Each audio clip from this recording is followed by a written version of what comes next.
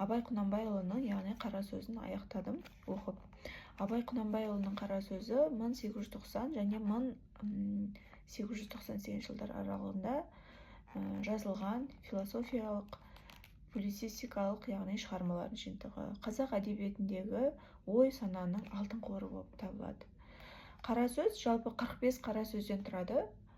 Әр қара сөздің, яғни көлемі әртүрлі.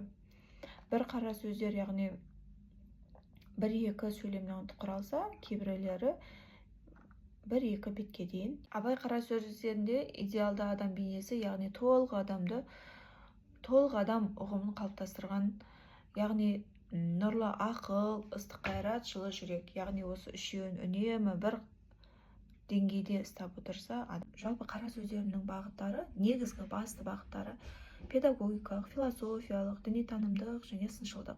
Педагогикалық, яғни жастарды оқуға, білімге, ғылымға шақыру. Діни-танымдық, яғни Алланы тану, адамгершілік пен имандылықты ұштастыру.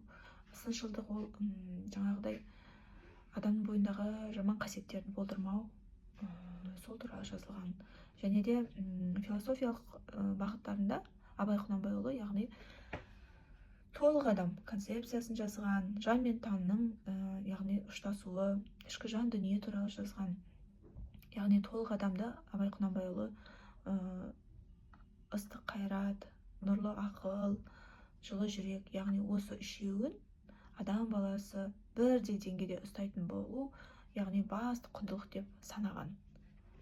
Абай Құнанбайұлының 7-ші қара сөзіне тоқтала кетейін. Жалпы адам баласы өмірге келген кезде 2 түрлі талпынысы болады екен.